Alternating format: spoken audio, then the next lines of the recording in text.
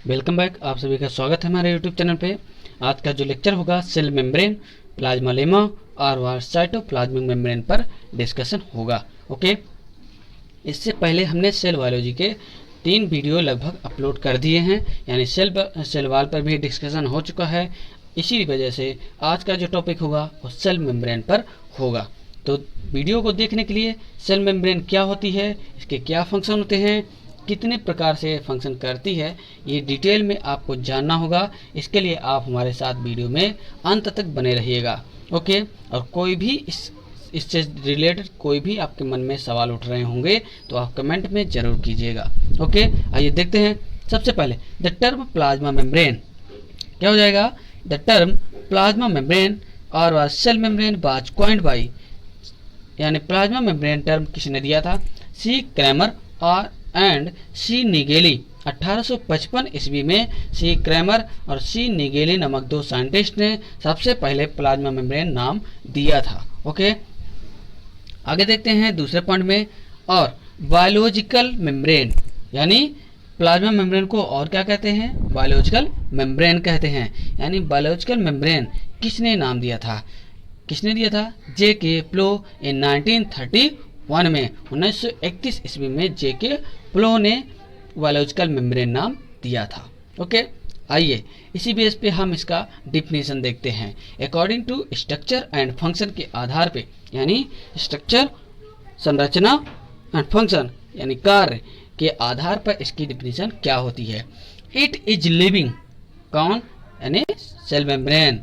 It is living ultra thin, flexible and selectively permeable membrane and surrounded the cytoplasm and play a role transportation of ions molecules from inside to outside or were on outside to inside and it maintains ionic balance all the cytoplasm and outside medium। देखिए, अब इसके definition को अच्छे से समझ लीजिए। इसमें बोला जा रहा है कि ये जो होती है ये अल्ट्रा थिन होती है, जो कि इलेक्ट्रॉन माइक्रोस्कोप से ही इसको देखा जा सकता है। ओके, और क्या होगी? थिन भी होगी, फ्लेक्सिबल भी होगी। कैसे होगी? फ्लेक्सिबल होगी, यानी किसी भी एंगल पे मुड़ सकती है। ठीक है। And selectively permeable. Selectively permeable का मतलब होता है कि आयंस और मॉलिक्यूल इस मेम्ब्रेन से क्या होंगे? बाहर से अंदर और अंदर से बाहर हो सकते हैं, जिसकी वजह से साइटोप्लाज्म और आउटसाइड मीडियम का आयनिक बैलेंस क्या होता है? बराबर रहता है। ठीक है, मेंटेन रहता है। इसी वजह से ये क्या होती है? सिलेक्टिवली परमिएबल होती है, यानी अंदर से बाहर क्या होते हैं? आयनिक बैलेंस और मॉलिक्यूल्स बना रहता है। ओके, आगे है ultra structure of plasma membrane under electron microscope. क्या लिखा है? Under electron microscope the structure of plasma membrane is ultra thin and having about 75 angstrom thickness. क्या होता है? जब इलेक्ट्रॉन माइक्रोस्कोप से देखा जाता है तो इसका प्लाज्मा मेम्ब्रेन का जो स्ट्रक्चर होता है वो अल्ट्रा थिन होता है, बहुत ही पतला होता है। एंड हैविंग अबाउट, लगभग कितना रखता है? 75 एंगस्ट्रॉन थिकनेस, यानी मोटाई रखता है। ओके, आगे पॉइंट है therefore various theory for the explanation plasma membrane structure out of these only 2 model are describe.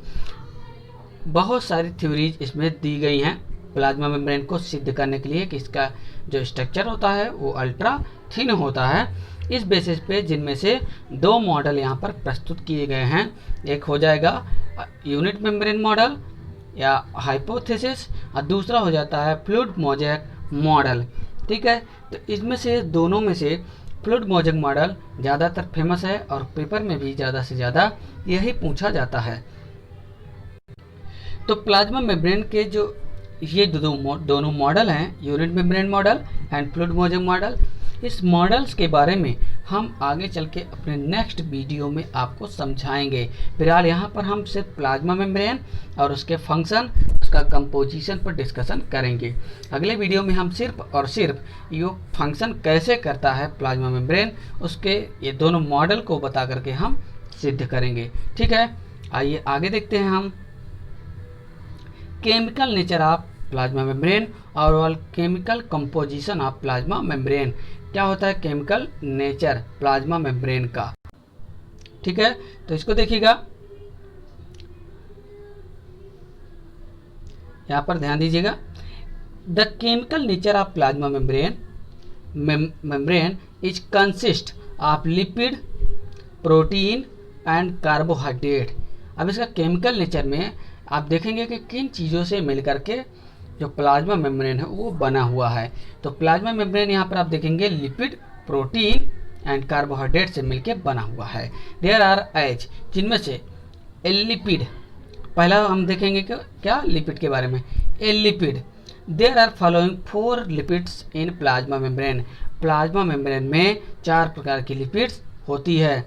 नीचे देखिए लिखा हुआ है, फर्स्ट हो जाएगा फास्फोलिपिड, दूसरा स्पिंगोलिपिड्स, तीसरा ग्लाइकोलिपिड्स और चौथा हो जाएगा sterol.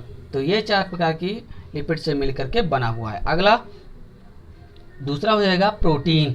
On the basis of arrange, यहाँ पे अरेंज लिख लीजिएगा, ARRANG, अरेंज। ठीक है, arrange of protein molecule in plasma membrane having 2 types. Arrangement के आधार पे जो प्रोटीन होती है 2 प्रकार की होती है। पहला हो जाएगा एक्सट्रिंसिक और पेरीफेरल।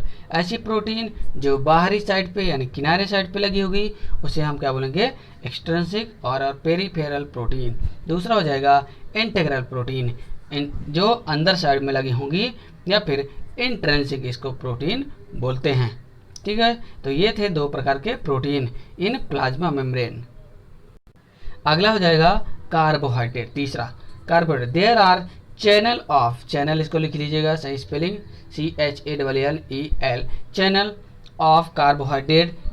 कार्बोहाइड्रेट के जो चैनल होते हैं, the outer surface of plasma membrane, outer surface of plasma membrane, these are attached either lipid और प्रोटीन। ये जो आउटर साइड पे होंगे या तो ये प्रोटीन से लगे होंगे और या फिर किससे लगे होंगे, लिपिड से लगे होंगे। इस आधार पे ये 2 प्रकार के होते हैं। क्या, कार्बोहाइड्रेट 2 प्रकार के होंगे। अगर ये प्रोटीन से लगा होगा इसको ग्लाइकोप्रोटीन बोलेंगे, और यदि ये लिपिड से लगा होगा इसको ग्लाइकोलिपिड बोलेंगे। तो ये था केमिकल नेचर और इसका केमिकल कंपोजिशन प्लाज्मा मेम्ब्रेन का। आगे हम बात करेंगे function of plasma membrane. Plasma membrane के फंक्शन पर यानी कार्य पर बात करेंगे। क्या होता है इसका कार्य, बिकॉज, देखते जाइएगा पॉइंट टू पॉइंट, बहुत इजी तरीके से लिखा हुआ है। Because the plasma membrane selectively permeable. देखिए आपको अगर पूरा वीडियो समझना है तो आपको अंत तक बने रहना होगा, ठीक है, तभी आपको समझ में आएगा। Selectively permeable membrane, so it play a role for the transportation of ions and molecules across the plasma membrane. क्योंकि सेलेक्टिवली परमिएबल होती है, इस बेस पे इसका मेन रोल क्या होता है, ट्रांसपोर्टेशन का काम करती है। कौन, प्लाज्मा मेम्ब्रेन किस चीज़ का ट्रांसपोर्टेशन करती है, आयंस, किसका, आयंस का, और मॉलिक्यूल्स के क्या करती है, ट्रांसपोर्टेशन का काम करती है। The whole process of transportation can be, overall transportation का जो प्रोसेस है वो किस तरह से स्टडी किया जा सकता है, under following steps. Following steps में हम देख सकते हैं, जिसमें से मुख्य रूप से हो जाएगा द बल्क ट्रांसपोर्टेशन और माइक्रो मॉलिक्यूल्स, ऐसा ट्रांसपोर्टेशन जिसमें बड़े मॉलिक्यूल्स का ट्रांसपोर्टेशन होगा। दूसरा हो जाएगा पैसिव, क्या हो जाएगा, पैसिव ट्रांसपोर्टेशन, पैसिव ट्रांसपोर्टेशन। तीसरा एक्टिव ट्रांसपोर्टेशन, एक्टिव ट्रांसपोर्टेशन। तो पहला बल्क ट्रांसपोर्टेशन के बारे में हम देखते हैं। The transportation of all large size ion and molecules, बड़े मॉलिक्यूल्स या आयंस का ट्रांसपोर्टेशन क्या कहलाता है, बल्क ट्रांसपोर्टेशन कहलाता है। ठीक है, बाई आइदर इंपोर्ट और एक्सपोर्ट, अंदर से बाहर की ओर या फिर बाहर से अंदर की ओर हो। ठीक है, on the basis of export and import, import और एक्सपोर्ट के आधार पे बल्क ट्रांसपोर्टेशन को हम 2 तरह से स्टडी कर सकते हैं। और देखिए ट्रांसपोर्टेशन के आधार पे भी इसको हम 2 तरह से स्टडी करते हैं। पहला हो जाएगा एक्सोसाइटोसिस, क्या हो जाएगा, एक्जोसाइटोसिस, दूसरा हो जाएगा एंडोसाइटोसिस। अब इस बेस पे अब देखिए इंपोर्ट और एक्सपोर्ट के आधार पे यहाँ पे बांटा गया है। अब अगर अंदर की ओर यानी साइटोप्लाज्म के थ्रू, ऐसे शब्दों से आप समझ लीजिए क्या बोला जा रहा है इसमें। देखिएगा, एक्जो मीन्स बाहर की तरफ, साइटोसिस मीन्स साइटोप्लाज्म से। साइटोप्लाज्म से मॉलिक्यूल्स का और आयंस का बाहर की ओर एक्सपोर्ट होना क्या कहलाता है? एक्जोसाइटोसिस। देखिए डेफिनेशन लिखा हुआ है, the exocytosis when the ions और molecules export from cytoplasm to outside medium is called exocytosis. बहुत इजी तरह से यहाँ पे दिया हुआ है, ठीक है। एग्जांपल्स हो जाएगा, the transportation of secretary vessels from cytoplasm through endoplasmic reticulum and Golgi body. Endoplasmic reticulum और गोल्जी बॉडी की हेल्प से सेक्रेटरी वेसल्स जो होते हैं उस आउटसाइड की ओर साइटोप्लाज्म से जाएंगे। वेयर द गोल्जी बॉडी, जहाँ पर गोल्जी बॉडी क्या वर्क करता है? एज ए ट्रैफिक पुलिस की तरह वर्क करता है। उसके बाद नेक्स्ट हो जाएगा एंडोसाइटोसिस। दूसरा, the endocytosis when the ions and molecules are import from outside to cytoplasm. एंड मीन्स होता है अंदर और साइटोसिस मीन्स होता है, हो जाएगा यहाँ पर साइटोप्लाज्म से रिलेटेड, ठीक है। बाहर की तरफ से साइटोप्लाज्म की अंदर की तरफ अगर मॉलिक्यूल्स और आयंस का ट्रांसपोर्टेशन होता है इसको एंडोसाइटोसिस बोलते हैं। ओके, आगे पॉइंट में देखिएगा, on the basis of nature. अब इसके नेचर के आधार पे, किसके? एंडोसाइटोसिस के नेचर के आधार पे, यानी कैसे nature? Food materials the process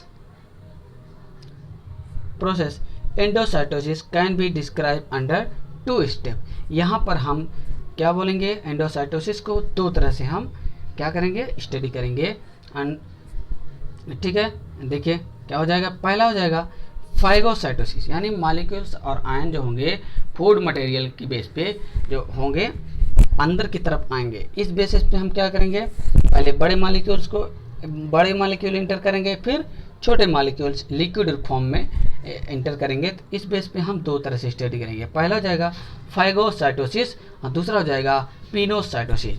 phagocytosis, ठीक है, इसको देखिए, यदि सॉलिड पार्टिकल फूड मटेरियल के जो सॉलिड पार्टिकल होंगे आउटसाइड से इनसाइड की ओर जाते हैं, इसको क्या बोलेंगे? फाइगोसाइटोसिस प्रोसेस बोलते हैं।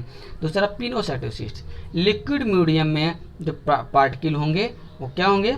बाहर से अंदर साइड की तरफ अगर जाते हैं तो उसे हम बोलेंगे, क्या बोलेंगे? पिनोसाइटोसिस। अब यहाँ पे आप देख लीजिए, बड़े मॉलिक्यूल्स जो होंगे सॉलिड पार्ट में वो अंदर की तरफ आते हुए दिखाई दे रहे हैं, तो ये फाइगोसाइटोसिस। और यहाँ लिक्विड मीडियम में आ रहे हैं जो, उसको क्या बोलेंगे? पिनोसाइटोसिस। यहाँ डेफिनेशन लिखी हुई है। अब दूसरा हो जाएगा पैसिव ट्रांसपोर्ट। पैसिव ट्रांसपोर्ट क्या है? Plasma membrane must allow certain substances to enter, leave a cell and prevent some harmful material from entering and some essential material from leaving।